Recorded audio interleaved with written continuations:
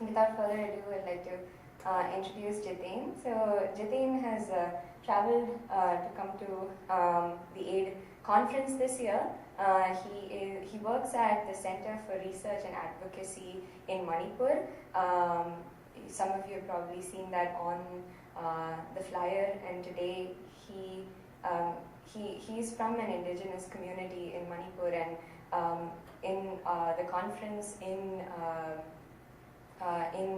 the AID conference this year in Boulder, he spoke a lot about the issues faced by the communities in northeast of India in handling this aggressive model of development that India is kind of going towards. So he's today going to talk about the climate crisis and how it impacts his community.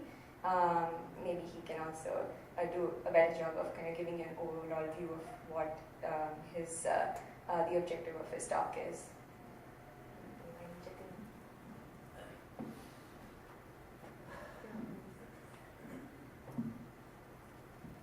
Thank you, Gayatri, and I would like to begin with this sharing on just to draw your kind attention on the changes happening in the Himalayas, for example.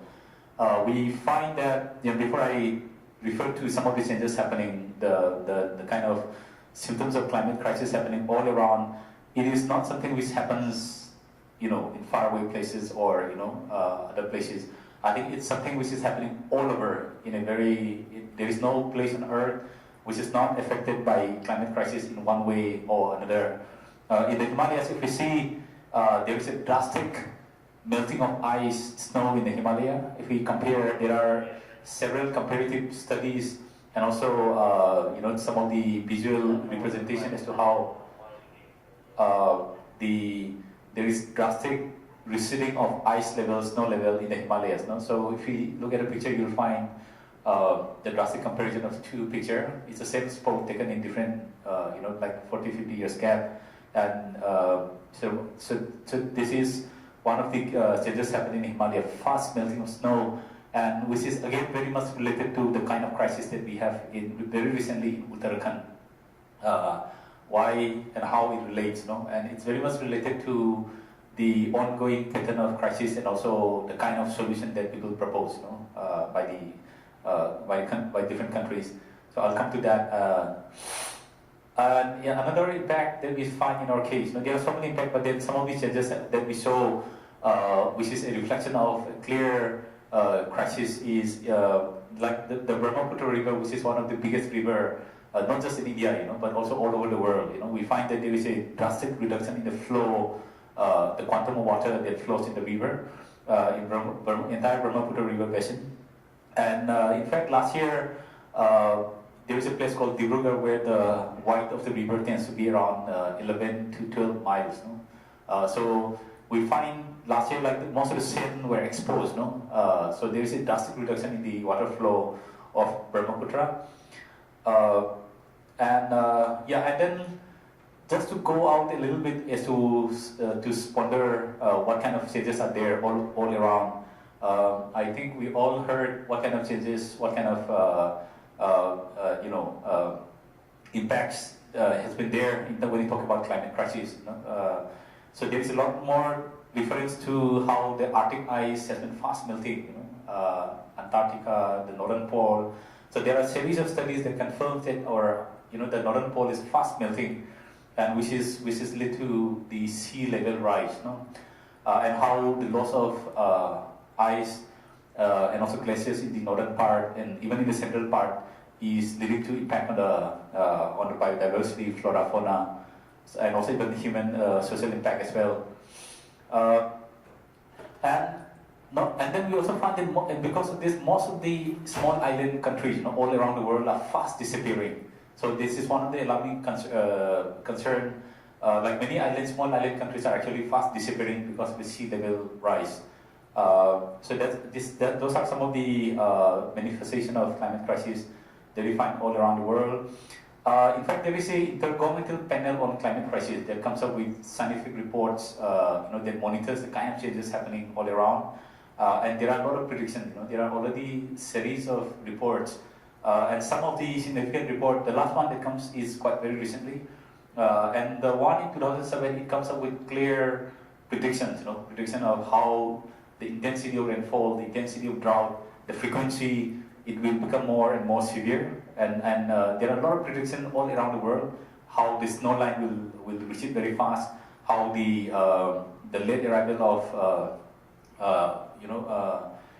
the changes in weather pattern, and the intensity of the occurrence of, extreme weather events like drought, cyclone, and I think those are, and even in our near home, there are clear indications that the sea level will rise and most of our coastal areas will be submerged, like the case of Bangladesh, for example, and many coastal area of India, and like the coastal area of Vietnam, for example, in Asia. So there are, and this predictions is coming true. There are a lot of incidents, a lot of events that confirms the kind of prediction from the Intergovernmental Panel on Climate Change.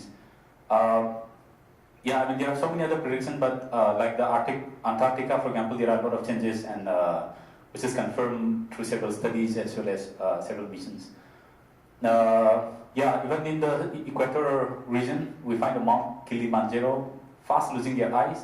So this is one of the comparative picture, one taken in 1993, another taken almost less than 10 years back, and now it's almost.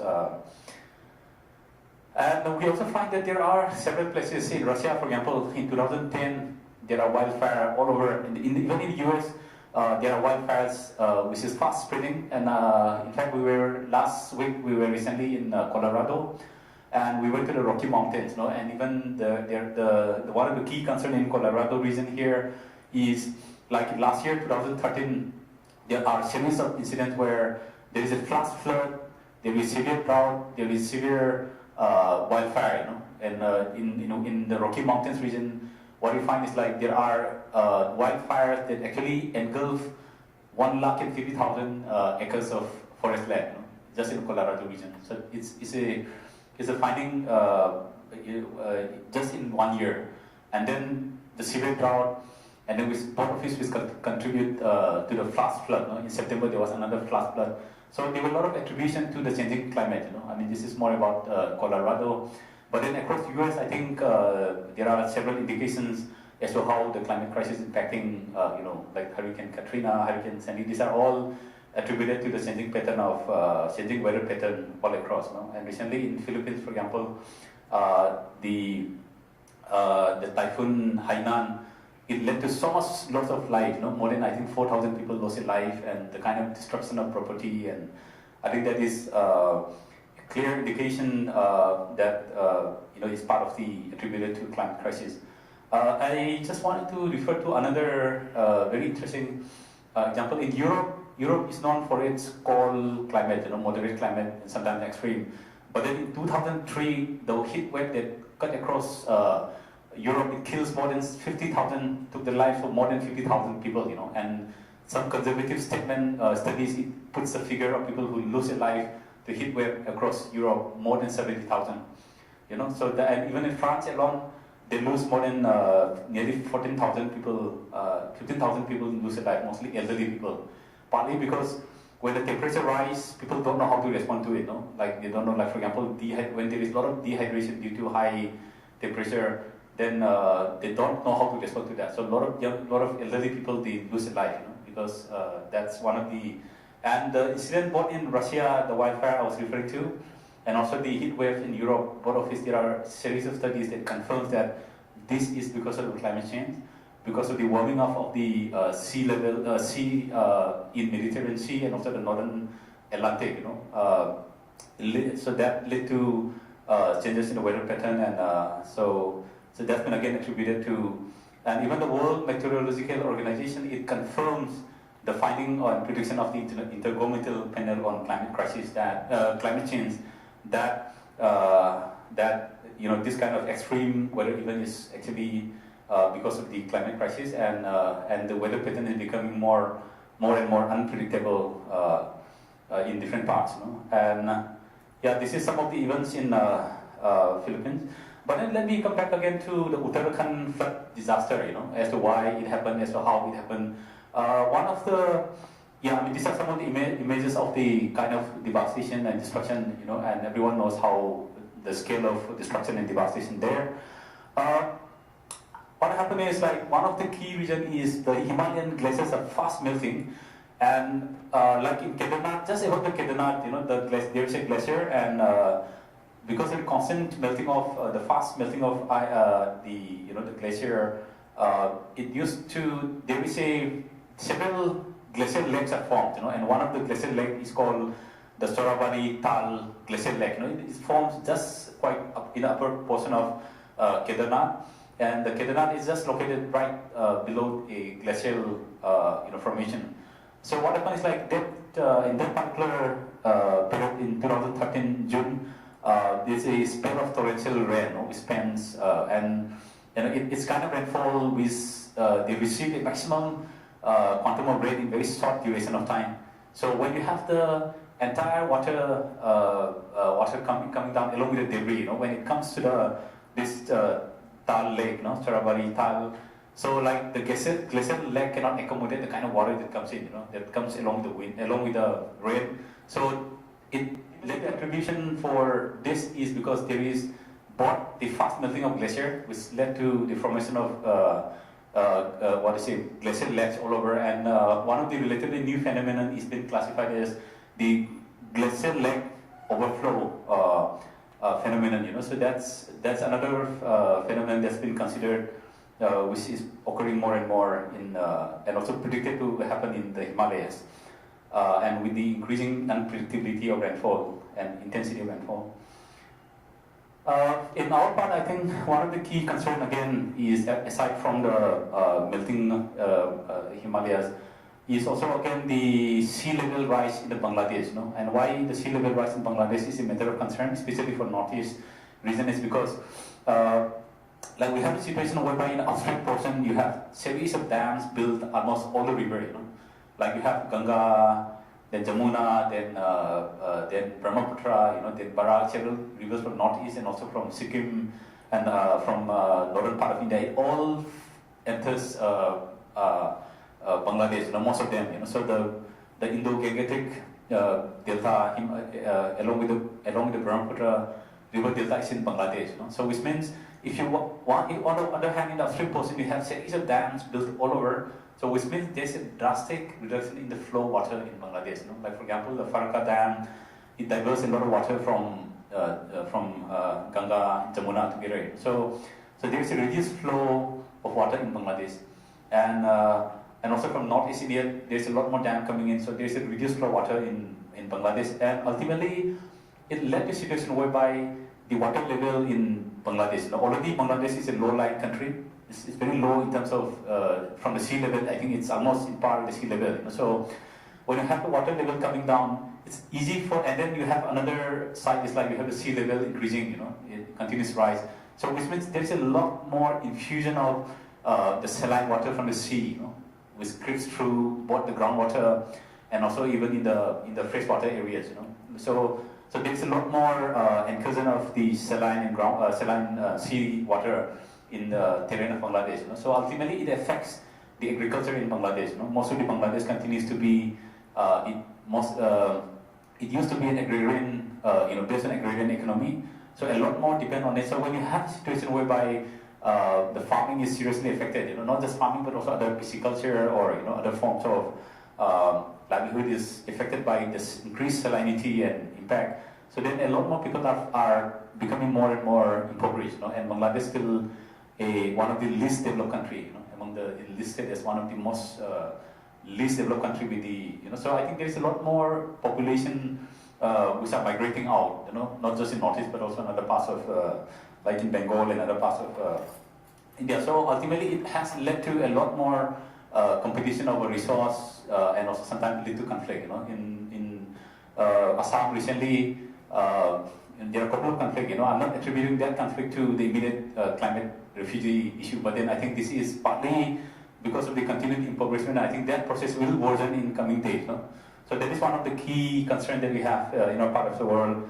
And we have the melting Himalayan glaciers, which means that either at this point of time we will have an overflow of water coming in, which also lead to a lot more flash flood.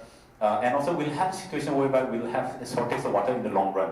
If you look into 10 years down the line, 20 years down the line, 30 years down the line, I think we'll have both crisis of both flash flood as well as water shortage, and then like other social impact, migration from those areas which are more impacted by climate impacts of climate crisis. And then in Manipur, what we find is like there are a couple of studies which confirms that the intensity of rainfall, the frequency of rainfall, the frequency of flood and drought is increasing actually. And like in 2010, we had 3 floods just in 1 year. Every time we cultivate something, start cultivating for agriculture, then flood comes in April, then towards the end of August we have flood again, then towards the end of October when harvesting time, the flood comes again. So this is something which impacts a lot on the subsistence agriculture.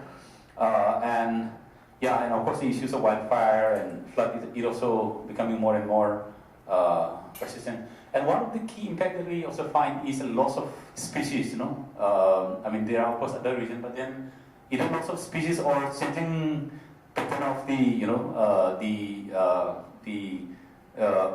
we find new pests or new species coming in, which is not very helpful to the native species, or it can be invasive, or invasive as well. So there are times where, there is something like, there are some plant species in Manipur, we have a variety called Yongchak, which is very, like a lot of people depend on it for the economic survival, But then now what we find is like this variety is fast disappearing because there are a lot more new pests which is not there earlier, So ultimately that's led to a situation where this plant is completely wiped out from Manipur except for a few areas, So I think those are some of the changes, and I think that because as the temperature changes, I think the adaptation of plant to the warmer, it changes all the time. And I think it also a prediction of the intergovernmental panel on climate change, that as the earth warms up, it will impact on the habitat of certain species. But then it's good to reflect on why are we having this kind of climate crisis, But the key reason that we attributed is due to the massive accumulation of the greenhouse gases, which has been accumulated since especially after the industrial revolution, after the setting up several industries, like countries like UK, Europe, many of the European countries, from the industrial revolution time till now, there are certain group of countries which are, leading in terms of emitting what we call greenhouse gases. Like there are certain gases like carbon dioxide, methane, sulfur dioxide. There are some couple of other gases which are responsible for warming of the earth. How the warming is like, the simple science is like, these are gases. If you have a lot more accumulation of this kind of greenhouse gas, what we call carbon dioxide, carbon monoxide, sulfur dioxide, they have the capacity to retain some of the heat from the sun. So if you have a huge quantum of this greenhouse gases, like including water vapor, methane, carbon dioxide. So these are, if you have, they have the kind of ability to retain some of the heat from the sun. So that's the key reason, And what are the source of these greenhouse gases? Like we have the huge industries, all over, like especially this country, USA, most of the European countries, they continuously emit carbon dioxide, and for a long time, for almost 200, 300 years. And because of it, there's a over concentration of this greenhouse gases, the kind of gas which retains heat from the sun. And there are different ways, the coal-based power plant, for example, the use of automobile, from industry, from using of fossil fuel. So these are all processes that leads to massive emission of the greenhouse gases. These are some of the processes, like gas flaring in the production of the consumption of fossil fuel, for example, right from the very beginning of exploration of fossil fuel, to the processing, to the use, I think it all leads to emission of the greenhouse gases. And then there are also other processes like mining, for example, because our earth holds back many of the greenhouse gas. So if you mine the earth, then it also leads to a lot more emission of greenhouse gases. Yeah, and I wanted to flag off one very key area because the last big dams, these are kind of 4% of the global warming is due to the construction of dam. Like there was a study that looked into the more than 50,000 dams. There are several studies, but I just wanted to highlight this study. It was conducted quite recently. The findings were published quite recently, and it looked into more than 52 existing dams, 50,000, and it comes to the conclusion that the 4% of the total warming effect is due to big dams. And the dam reservoirs are the largest and single source of methane, because methane is more potent as compared to the ability of other greenhouse gases like carbon dioxide in terms of its ability to retain the greenhouse gases. So, but dams are what that produce most of the methane in our earth. So of course there are other statistics, in some countries like USA. Like I was referring to the water of Colorado River, it doesn't reach the sea, it doesn't reach the Gulf of California. So it's dammed to that extent, and again, if you look at the concentration of carbon dioxide, the emission of carbon dioxide continues, and in fact there are a lot of processes in terms of trying to curtail the emission of greenhouse gases, which I'm going to come in the following slides, because there isn't, we have a crisis, and many of the countries are coming together to find a way out of this, but then the problem with the effort to find a solution of the global climate crisis is more about trying to insist on the very business model of development, or very model of development which leads to the emission of the greenhouse gases.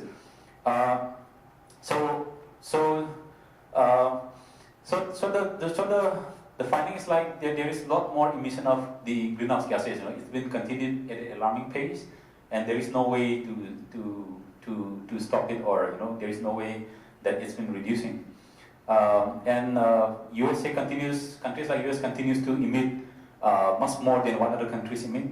And then if you combine the kind of emission that this country, along with many of the European countries, has been emitting for the last 200 years, their responsibility, the contribution to the larger global climate crisis is much more as compared to many of the emerging developing countries. Of course, this is a comparison taken quite some time back. You'll find US per capita capital carbon dioxide emission is much more. If you see how one individual in the US is consuming energy or involved in the emission of the greenhouse gases, as compared to somebody who lives in an impoverished country in Africa, like Mali, for example. So, like if you compare the per capita emission of greenhouse gas, I think it's very less. Even if you compare with somebody from India, the per capita consumption or emission of carbon dioxide or other methane, other greenhouse gas will be comparatively low. And this is important because in terms of fixing responsibility, who contribute most, who contribute to the crisis most, and who should take more responsibility. I think that's again important because that's the subject of discussion in the larger international process of how do we combat climate crisis, And it's very important again because countries like USA, they refuse to bind by any obligation, So every solution is calculated more how to best serve the corporate interests or profit motive of the corporation here. So that is also something which is a big stumbling block in finding a real solution to the larger climate crisis. I will not go to anyway. So the country, who is causing climate change? I don't know whether you see the slides clear, but it's more of a assessment. Some simple statistics, like US contributes around 20%. Countries like Mali, I was referring, it's just contributing nothing actually, because the consumption of energy is so low, the emission is so low that you cannot even count it as an emission. And you have other countries like Australia, which is equally almost in par in contribution, like United States. of course Saudi Arabia, and many. If you combine the entire European countries and other developed countries, I think their contribution to the global climate crisis is much more. In fact,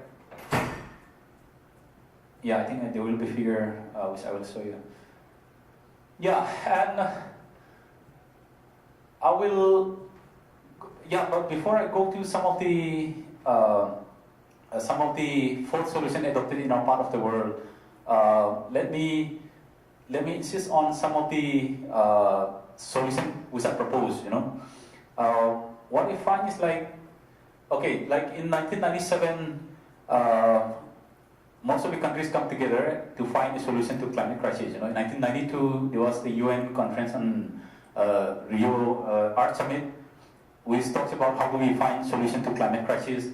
And 1992 in Rio de Janeiro, there was this UN convention on the UN Framework Convention on Climate Change, talking about how do we find a solution. So the international community comes up with a treaty called the UN Framework Convention on Climate Change, UNFCCC. And the treaty came to effect in 2004, and in 1997, the Kyoto Protocol was signed. It's an agreement between developed country and developing country, under which 37 identified industrialized country took responsibility, for the historical emission. They agreed that we are the ones causing this climate crisis. We are the ones emitting most of the global greenhouse gases. So we will oblige ourselves to an initiative or agreement which will bind ourselves to find a solution. But then some of the solutions suggested are called flexible mechanisms such as emission trading, clean development mechanism, and joint implementation.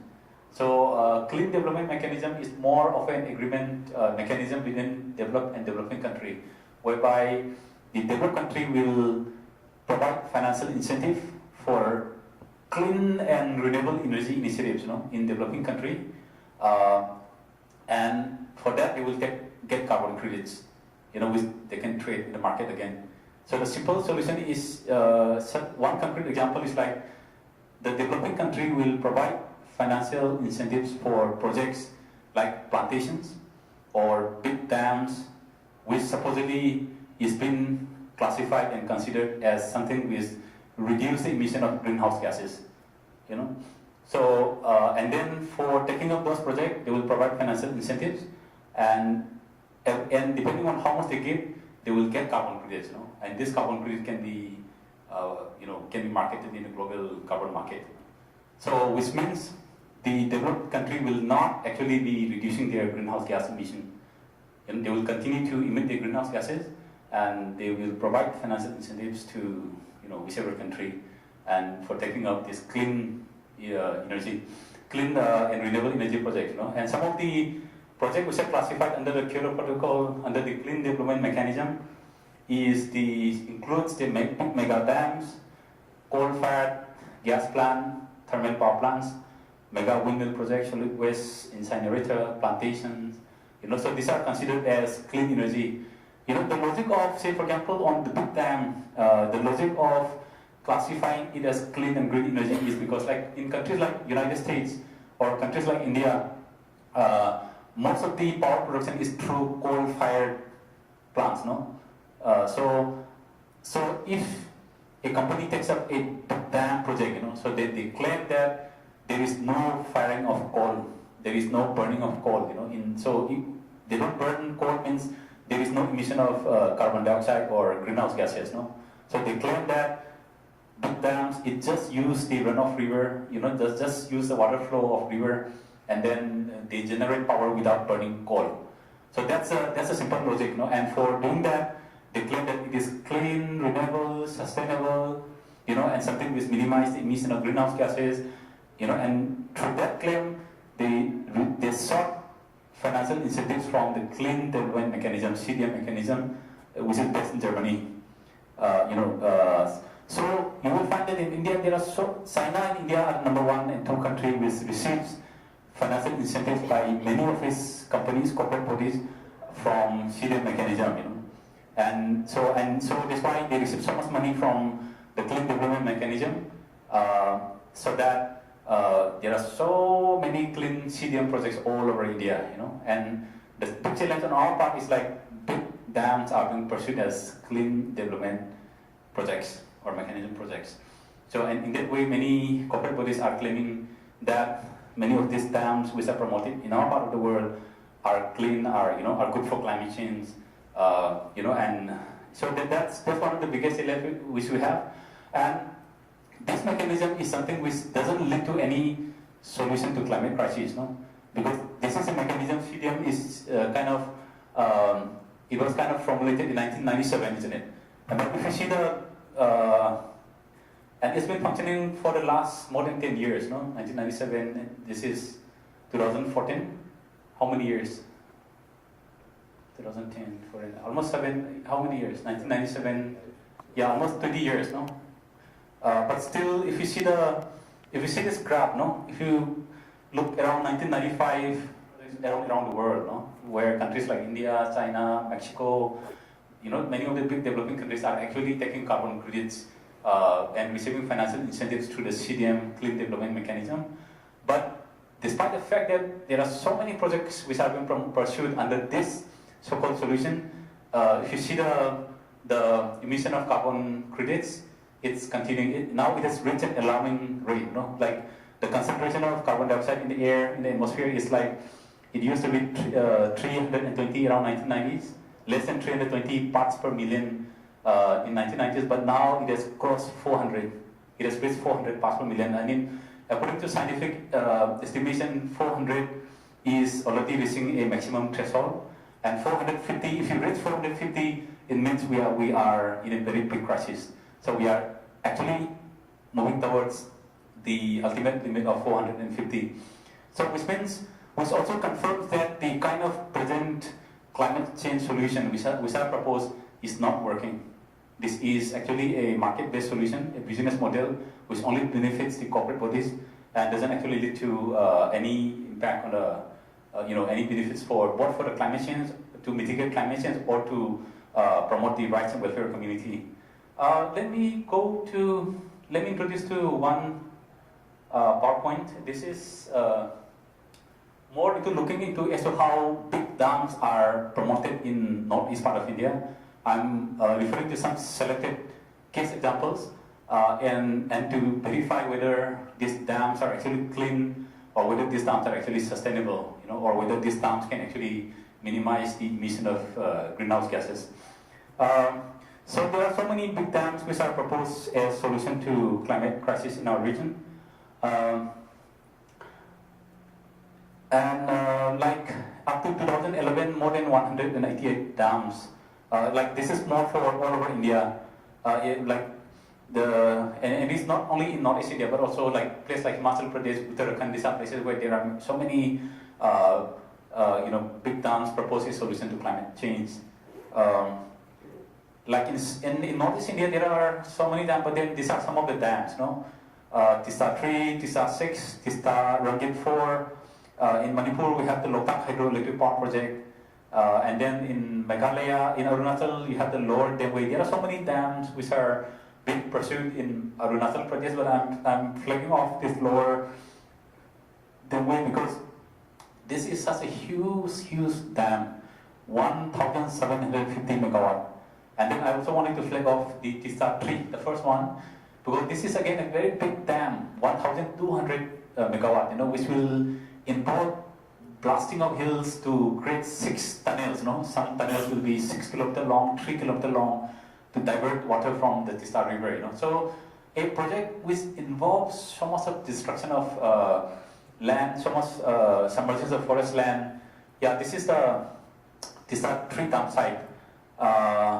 And which is already, once you, this is just an initial construction stage. Once the dam is constructed, the height is somewhere 300 meters, and it will submerge a huge portion of forest land.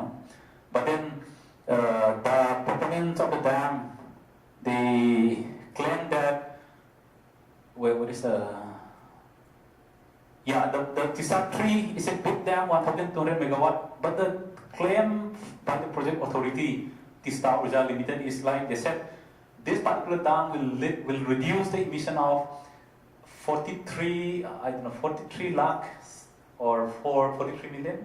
How many million? You just figure, like this 4,333,658 ton of carbon dioxide per year. That's a claim that this dam will reduce greenhouse gas. But then it doesn't mention anything about the kind of emission, the methane gas emission that it will incur when we submerge a huge tract of forest land. So that is something that they don't mention. And I think this is a clear misinformation and misrepresentation of fact. And they don't talk about the kind of emission that will come from excavation of earth, or from blasting of the the kind of emission, because they don't calculate that. It's more about, they just calculate. They try to compare the dam project with a coal-based power project, and they will try to compare how much coal is required for a coal power plant which generate around 1,200, around the same, which generates almost the same quantum of power, and then based on that, they come up to this conclusion that, okay, if we, instead of taking up the coal-fired power plant, if we take up this dam project, it will reduce this colossal number of carbon dioxide. Yeah. Then we have of course, there are a series of violations of this TISTA 3. And in fact, TISTA 3, this is again a very controversial project, because in 2011 or 12, there was a big earthquake in Sikkim. And what happened is, like, because of the tunnels, because of the infrastructure, the roads, it has led to series of landslides all around, and in fact, several workers were killed, and I think many of the tunnels were collapsed, and now they cannot, even the dam building company, they cannot even resume their work after that incident, because I think that has led to huge loss for them as well, because either they don't come up with proper survey, and also it is something which also confirms that Northeast or Sikkim or Manipur or wherever is fragile place, and also it's seismologically very fragile, volatile as well, no? Because we fall in earthquake zone number 5, which means that we are very much seismologically very active region. So, like, if you come up with a huge reservoir like this, it will disturb the kind of it will have a lot more seismic impact. Yeah. And TISTA 3, even before the completion of dam, even before we have a full-scale reservoir, we find that even the simple earthquake, not very strong actually, it can lead to series of landslides all over, and it's confirming the kind of seismic impact. Of course there are so many other dams, but I won't go so much. But then there are several classifications, like this is TISTA 6, it comes up with its own calculation, 202,602,70 certified. This is more about the carbon credits that they will get once the dam is completed. These are some of the community, and the problem with these dams, like, the community are not even informed that the projects will be, classified as clean, and and the project authority will try to get carbon credits from the clean development mechanism. This is another dam in Sikkim considered as clean. Rangit Fort, and then in Manipur we have a very controversial dam called the Lopan project. This is a dam which is submerged. This is the Thai village, This is the Maybe I don't understand why the dams produce more green gas. Yeah, because if you submerge a huge, when you come up with a reservoir, and in certain terrain, it will lead to submergence of huge tract of forest land, So when you submerge forests, like the forest when it decomposes, it generates a lot more methane gas. So methane, not just methane, but also other gas, So and then when you have a reservoir, then you will have a lot more debris coming in all over from the catchment area, The catchment area is where the rivers draw its water, So when you have flood, when you have, and also depending on the season, so there is a lot more, accumulation of the natural leaves, wood, and the organic materials. And when it decomposes, it leads to a lot more emission of the methane, especially the methane. That's why, and that aspect is not considered, Like, we have a project called Tipatmuk Dam. I was trying to talk to earlier. In Manipur, there is a dam, proposed dam called Tipaimuk Dam, which will submerge 27,000 hectares of forest land, which is almost equivalent to 311 square kilometer. If you submerge 311 square kilometer of forest land, the kind of carbon emission or methane gas emission, it will be substantially significant and high, isn't it? But the problem is like the dam building company, the project proponent of Tipaimuk Dam, they don't acknowledge, yeah, this is the dam which they plan, the proposed 1,500 megawatt Tipaimuk Dam. And this is a dam, and the terrain is like, the hills are not very high. It's more or less moderate, so when you have a 200 meters high dam, it will submerge a huge tract of land, no? And this is a project with a dam building company, don't even mention a single word about greenhouse gas emission. Doesn't talk about the emission of carbon dioxide or carbon monoxide, But the advisory committee cited in the as a reason for rejection is they said once this dam will be built, the kind of climate change impact, the significant amount of carbon dioxide emission or whatever the greenhouse gas emission, it will be substantially high, and the forest area that it will submerge will be equivalent to somewhere 417 other hydel projects all over India. So which means one of the highest in terms of forest submergence. So, and in fact, it also asked the project proponent to come up with a clear calculation of how much greenhouse gas will be emitted by this single project, 1,500 megawatt Tipaimuk Dam. So, so this is a big controversy, and now earlier our campaign on the proposed Tipaimuk Dam is more in terms of how it will destroy our land, how it will destroy our agricultural land, how it will submerge our several villages, how it will submerge our cultural sites, or more on that, and of course the impact of militarization, the impact due to the demographic influx, so seismic impact, those are things. But now we are also trying to look more into how this particular project will lead to the emission of greenhouse gases. Yeah, this is more about how the Forest Advisory Committee comes up with their own conclusion that this project, how destructive this project will be, or how unsustainable this will be. Let me come back again to the Loktak project. Now, Loktak is something, this is kind of a project, very interesting project, because we have a big wetland called Loktak wetland right in the middle of Manipur, which receives water from all the hill areas, several rivers. And there is a river called Manipuri river that drains the water from Loktak to Burma side. There is a river called Chindwin Irawati. But then they block the river, and then you hold back water. So you have a 15 meters high barriers, and when you block it for 10 meters, depending on the season, and then it leads to, if you hold back water for by another 10 meters, then it leads to submergence of a huge area of agricultural land, And earlier the lake, the water level used to fluctuate up and down. In winter time, it used to come down, and based on the fluctuation of water, it led to it helps sustain different species of plant and aquatic species. But now because of these barriers, it keeps the water level at a constant level, some 10 meters high, and then so that natural cycle of this thing is completely disturbed, and which means the entire ecology of the place is disturbed, which means we are finding a lot more of our fish variety losing out. We find a lot more of our food varieties losing out, and many of the plant species and animal species are not just about our food, Many of them are also for our culture, for our ceremony, for our ritual, and also many of them have very cultural and also very deep relationship with us. So we are losing out a lot because of this particular project. And now there is a program, there is an initiative by NSPC to upgrade the power plant, and then try to seek carbon credit from the clean development mechanism.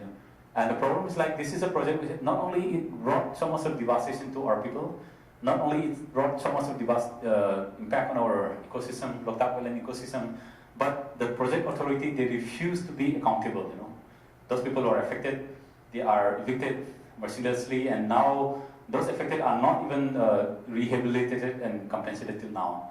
And there is a continued violation till now. In a way that recently we have the Manipur Loktak Lake Protection Act 2006, and under this act, it prohibits the traditional fishing community who lives on the lake to fish. No, they are no longer allowed in the lake, and they are not allowed to fish in the lake. They cannot use the traditional gear. So this has led to a lot more eviction and also a lot of conflict between the state and. So this is one of the community response to the eviction plan, and there's a lot more eviction which is happening. So the impact of Loktak is still there, but the challenge is like this particular project which has been considered as most devastating for us. And even the power, we don't get much power. Like it generates 105 megawatt, but then like Manipur is now really in acute shortage of power.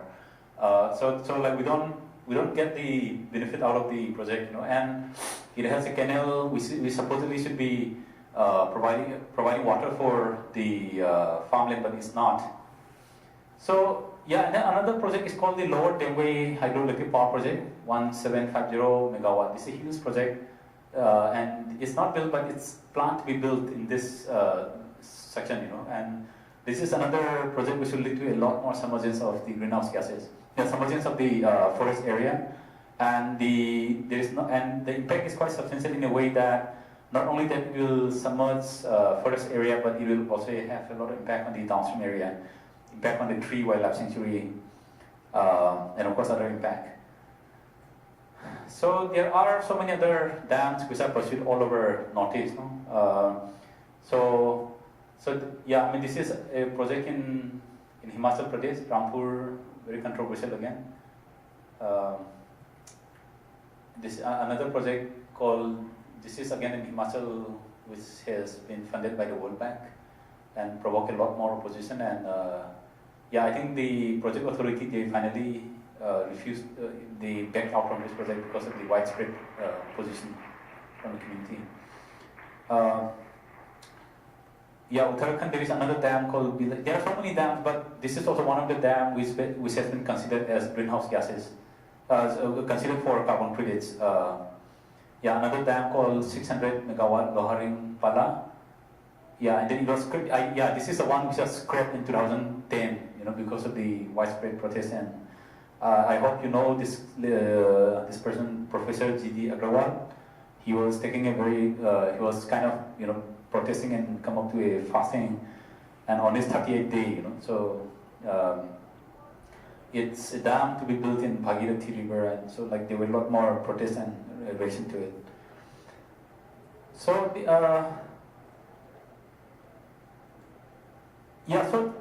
so these are some of the challenges, and then like in Northeast part again, it's not just in Northeast, but also if you look into the in our part, it's also the part what you find is like the cause of climate change is two, as I explained, is one is the continued pursuance of the large-scale unsustainable form of development, destructive, unsustainable, and like you have the oil exploration, big dam coming up, we have the mining project, we have, these are kind of projects which are more unsustainable and contribute to climate crisis, But then another challenge and also cause of climate crisis is the pursuance of, solutions which are again more destructive for communities, You have the same dam, big dam promoted as solution to climate crisis. You have the same power plants which are pursued as solution to climate crisis, and you have the continued focus on fossil fuel consumption, And in fact, there are a lot more talk about alternative energy, how we should promote a more sustainable model of energy, which is more, which can minimize impact on the community or which can minimize impact on the environment. And so I think that those parts has not been seriously considered, and instead there is a lot more focus on the fossil fuel based development initiatives. And in Manipur we have the case of the oil exploration, oil and natural gas exploration, and the way how it's promoted is again linked to the non-recognition of communities' right over our land and resources, and there is no effort to take their consent, at least to consult on how to go for whatever. And we also find that there's a lot more focus on the military and militaristic, and corporate bodies relying on the entire state machinery, the political machinery, bureaucrats, the military, and whoever they feel then can serve and promote the corporate interests. So there is an ongoing campaign against oil exploration. There is an ongoing campaign against big dam, especially the Tipayung Dam. And in Manipur, we have a case where the government is pursuing to construct more than 230 dams under the Manipur hydroelectric power policy 2012. Very recently they come up with this policy, and we are trying to pursue for promotion of the energy policy, which is more encompassing, more holistic, and which is able to define the energy need based on what the community wants and how best it can serve the needs of the community, and and minimize impact on our. So these are some of the campaign against oil exploration in Manipur. Yeah, so I think these are some of the challenges, and before I conclude, I also wanted to focus that there are a lot more other initiatives apart from the construction of dam. There are also promotion of biofuel plantation all over India, I think. In Rajasthan, in Chhattisgarh, there are so many places where jatropha cultivation, the palm oil cultivation, these are being promoted as solution across. I have seen that there are a couple of cases in Rajasthan. Very recently there was a meeting in Pune, and there was a finding from Rajasthan, study from Rajasthan as to how Rajasthan is an arid land. Like it receives very little rainfall, and that's an area where there's a lot more push for biofuel cultivation, jatropha cultivation, on the pretext that this kind of biofuel, this kind of cash crop, it doesn't require too much of fertility of soil or too much water, so it can be grown in dry arid area. But then in reality, what's happening in Rajasthan is a lot more acquisition of the community land, number one, and number two is like it's more the areas where they plant jatropha, and it's not actually serving its purpose. It's not actually providing the kind of objective they. So there are a couple of findings on that, and in Northeast there is a lot more push for biofuel cultivation, and in Mizoram is one state where there is a lot more push for biofuel, like the palm oil cultivation. This is one of, and we have Reliance, we have Malaysian company, we have Godrej coming up, and this initiative is again being facilitated by, like India has its own National Action Plan on Climate Change, 2010, quite recently, and it talks about water mission, Green India mission, then energy mission, Himalayan ecosystem, and we find that most of the missions are contradictory to each other. On the one hand, there is a talk about promoting the Himalayan ecosystem to make it more sustainable and adapted to the changing, but then we also find a lot more push for big hydro projects in Himalayan region, which actually is destroying the Himalayan biodiversity, and it's and creating a lot more, enhancing the fragility of the land of the mountain ecosystem. And then we also find a lot more under the agriculture mission and also the energy mission. We also find a lot more push for this kind of biofuel cultivation, which actually will add more pressure into farmland and communities' access to agricultural land. So there are series of studies and also groups who work more on that. But for today, I think I'll focus more on what specific areas that we worked on, especially on the campaign against last dam, because these are projects which actually lead to more emission of, not only it will destroy or it will have an impact on our people's rights or land, or it will destroy our ecosystem, but also it will not serve as solution to climate change. That is something that we wanted to clearly emphasize, and there was a study that we conducted to look into how sustainable and how much these dams can actually contribute to climate, mitigating climate crisis. But then we find that most of the dams which are being classified as solution to climate crisis are all actually in forest area, which will require a huge, extensive submergence forest land, and there is no way that these projects can actually reduce climate crisis. Rather than it will emit more greenhouse gases, which can actually contribute to large-scale greenhouse gas emission. In fact, which will further enhance or complicate and deepen the climate crisis. So there, and before I conclude, I just wanted to highlight some of the existing concern, the larger global process. So we have countries like US, European Union, and also countries like Australia, Japan, Canada, which continues to constitute the major, which still contribute the maximum number of greenhouse gas emitted, and in fact they are very much the ones which contribute or which cause climate crisis. The Kyoto Protocol, it was supposed to end in 2012. The actual target was for 15 years, from 1997 till 2002. In Copenhagen, there was a meeting, and it was supposed to come up with a clear next agenda, to come up with the next obligation. But then 2002, they cannot take any further decision. They cannot either extend the UN, the agreement they made in 1997, the Kyoto Protocol. So they decided to extend it by 3 years, 2015, next year. So all the countries all over the world will again meet next year. And of course, there is another meeting every year they meet, and there is another meeting in Peru, in Lima. But in 2015, that's where the fate of Kyoto Protocol will be decided. So the earlier agreement in 1997 was more about the arrangement within developed country, 37 industrialized country, and another is the more of the developing country. The agreement is like the developed country, they agree. There was a commitment and a kind of acknowledgement that they are the ones who contribute to the crisis.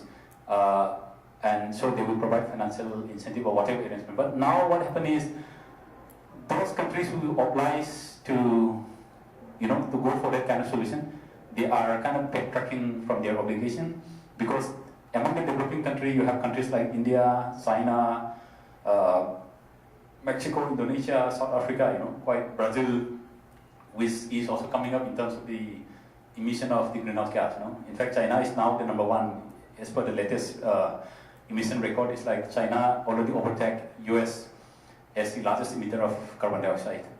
And then India is kind of number 3 or 4. So the European countries and America, US, and also other developed countries are coming up, maintaining their position that any obligatory mechanism post-2015 should include China, India, or other, more, which they classify as middle-income countries.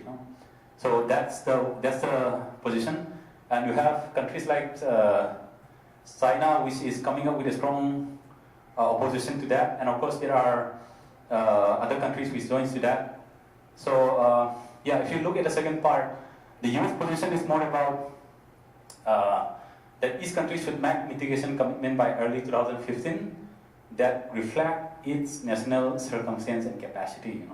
So for the US, why they maintain, and in fact US is an interesting country because it refused to oblige itself under the Kyoto Protocol.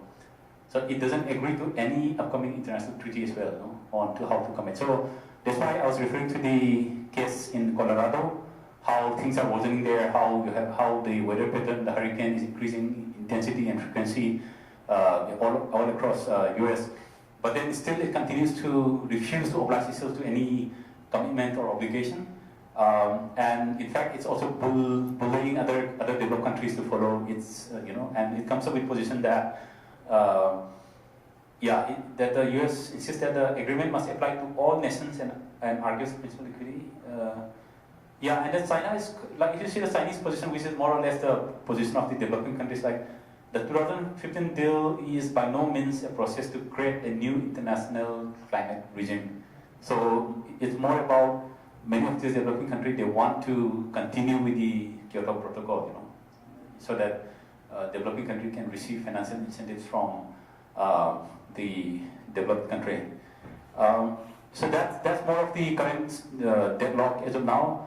But from our perspective, what we find is like both way, whether the continued emission of greenhouse gases because of the ongoing industrialization process and also the expansion of the corporate bodies. Now we find, it's a fact that the European companies, the American companies, and even Chinese or whatever company, the big multinational corporate bodies continues to hunt for resources all over the world.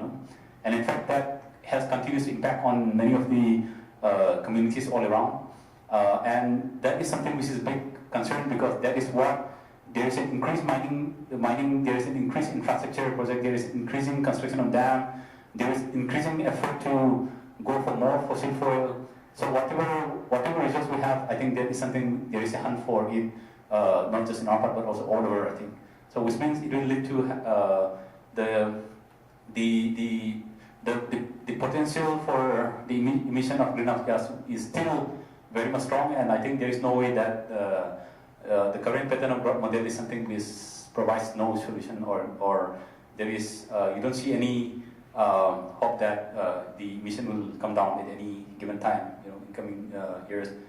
And if you go by the emission level of carbon dioxide, I was showing the other graph, The problem with carbon dioxide is like this is a gas that can remain in the atmosphere for more than 100 years.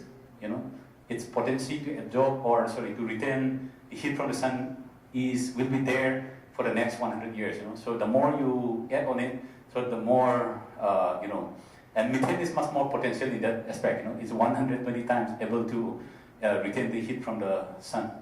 So I mean, there are other dangers like that. You know, but ultimately.